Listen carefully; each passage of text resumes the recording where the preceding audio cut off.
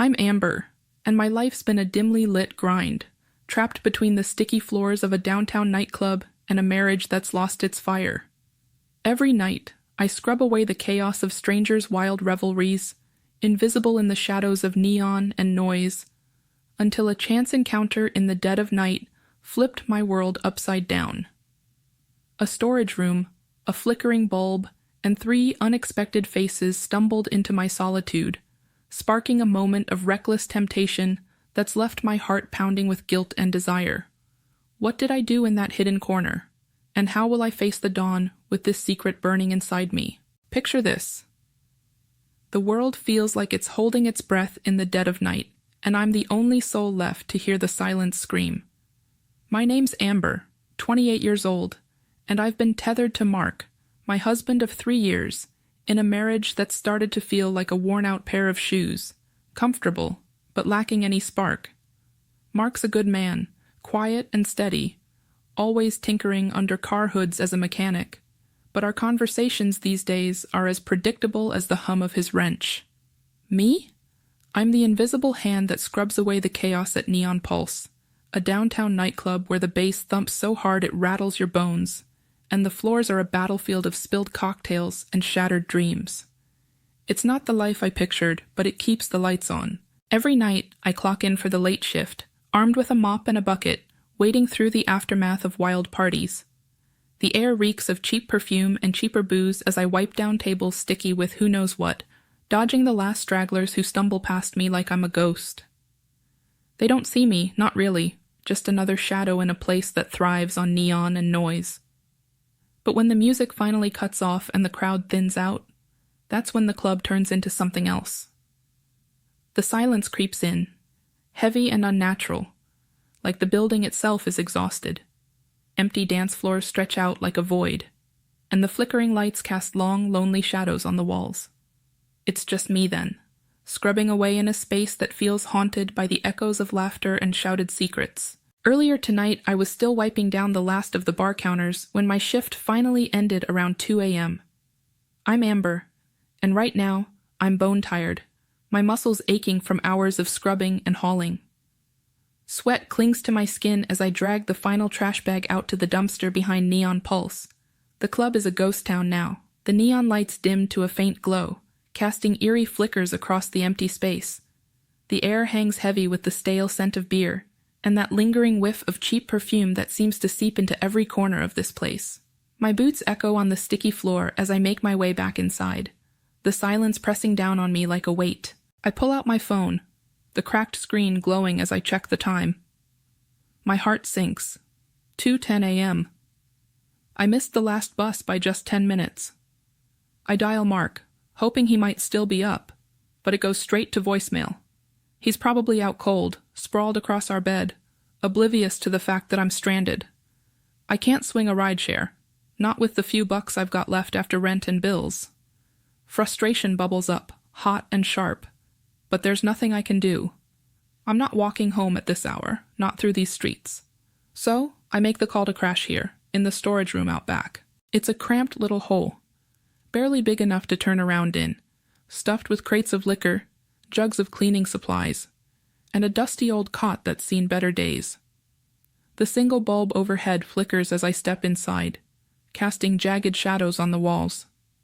IFI must have drifted off on that creaky old cot, the exhaustion pulling me under like a heavy tide, when a sudden noise jerks me awake. Footsteps, uneven, clumsy, echo through the empty club, accompanied by muffled laughter that sends a chill down my spine. My heart slams against my ribs as I bolt upright, the thin blanket slipping to the floor. The storage room is still dim, that flickering bulb barely holding on, but I realize with a jolt of panic that I didn't lock the door behind me. How could I be so careless? I hold my breath as the door creaks open, slow and deliberate, the rusty hinges groaning like they're mocking me.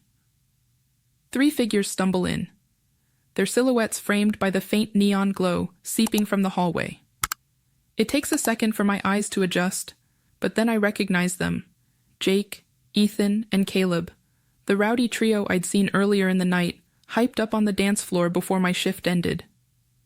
They're clearly buzzed now, their eyes glassy, cheeks flushed, voices too loud for the stillness of this place. But the moment they spot me, they freeze, just as stunned as I am. The air turns thick, heavy with an awkward silence that seems to stretch on forever. My mind races, fear and confusion tangling together.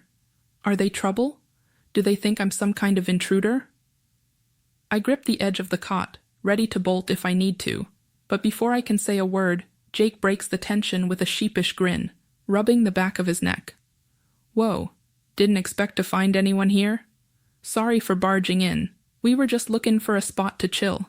Snuck back in through a side door after last call. His voice is slurred but genuine, and I let out a shaky breath, not sure if I should trust them yet. Caleb, the loudest of the bunch, pulls a flask from his jacket, the metal glinting under the weak light. Wanna join us? Got plenty to share. I hesitate, my instincts screaming to say no, to get them out of here. But something in me, maybe the exhaustion or the loneliness of the night, nudges me to nod.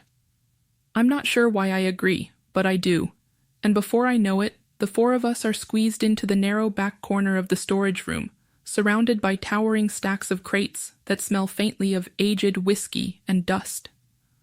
The single bulb above us flickers, casting long, jagged shadows on the walls, making this cramped space feel even smaller, more intimate, like we're the only people left in the world. I let out a small laugh at something Caleb slurs about a wild night they had last week, but my attention keeps slipping, pulled like a magnet to Jake, who's standing so close to me that his shoulder brushes against mine with every little movement. It's a subtle touch, but it sends a jolt through me, waking up parts of me I've tried to keep asleep. My heart is pounding now, a steady drum in my chest as I steal glances at him. I notice the rough stubble along his jaw, the way it catches the dim light, and I can't help but wonder how it'd feel under my fingertips. He leans in suddenly, his breath warm against my ear as he whispers something playful, something about how I must be the secret keeper of this place, hiding out here after hours. His voice is low, almost a growl, and it sends a shiver down my spine that I can't ignore. I should step back, put some space between us, but I don't. I can't. Ethan and Caleb are distracted, rummaging through a box of old club flyers in the corner, their laughter a distant hum as they argue over some faded design. It's just Jake and me in this stolen moment, the air between us charged with something I haven't felt in years. I bend down to grab a crate of unopened bottles from a low shelf, more to break the tension than anything else. But Jake kneels beside me, his presence inescapable. He reaches for the same crate, and his hand lingers on mine, just a heartbeat too long, his skin rough and warm against my own. The world seems to stop, the flickering light casting a shaky glow over us, and in that frozen second, I feel the heat of Jake's hand like it's branding me. My breath catches, and I look up, meeting his eyes. Dark, intense, searching mine for something I'm not sure I'm ready to give. But I don't pull away. Instead, we move closer, almost like some unseen force is drawing us in, guiding us to this quiet, hidden corner of the storage room behind a wall of crates. The distant sound of Ethan and Caleb's laughter fades into a muffled hum, like it's coming from another world. Right now, it's just us, the air between us thick with unspoken need, the dim light barely touching the edges of this secret space. His hand reaches up, hesitant at first, brushing against my cheek with a tenderness that surprises me.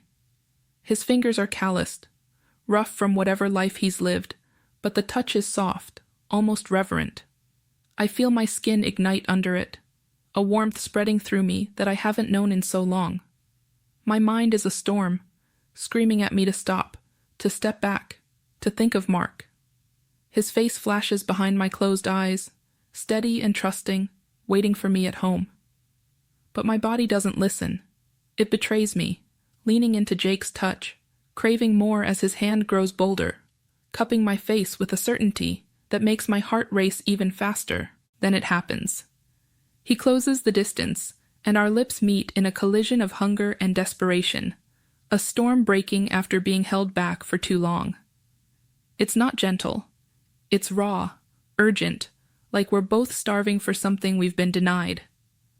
I taste the faint bitterness of whiskey on his breath, feel the scratch of his stubble against my skin, and it's like every nerve in me is suddenly alive, electric with a fire I thought had burned out years ago. My hands find their way to his shoulders, gripping tight as if I might fall apart if I let go. Hidden here behind these crates, where no one can see, time stretches thin, each second lingering like it's trying to hold on to us. It's more. As the heat of that stolen moment behind the crates begins to fade, reality crashes back in like a cold wave.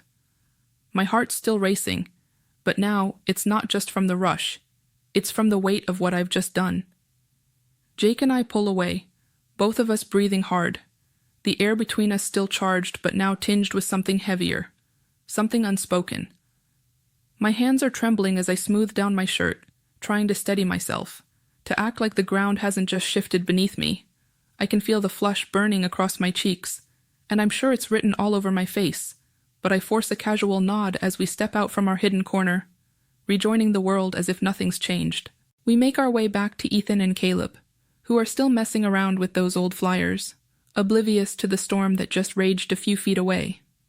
Their laughter cuts through the quiet, sharp and carefree, and I try to match their energy, forcing a smile that feels like it might crack at any second. Jake plays along too, tossing out a quick joke about the dusty bottles we'd grabbed earlier. But I catch his eye for just a moment. There's a flicker there. Maybe regret. Maybe just the weight of our shared secret. But it's gone as fast as it came, buried under a mask of nonchalance. We don't even bother opening those bottles we hauled out. The mood's shifted, the electric buzz of the night draining away as the first hints of dawn creep closer, gray and inevitable. The guys start winding down, their voices growing softer, their energy spent. It's time to call it a night, and there's a quiet round of goodbyes, each of us mumbling something about catching up another time, though I know I'll never see them the same way again. Jake lingers for a split second longer than the others, his gaze meeting mine one last time. There's a small, knowing smile on his lips, a silent acknowledgement of what we've done, before he turns and follows Ethan and Caleb out through the club's back door. Their footsteps fade into the early morning stillness, leaving me alone. And don't forget to subscribe, like, and comment if you enjoyed this story.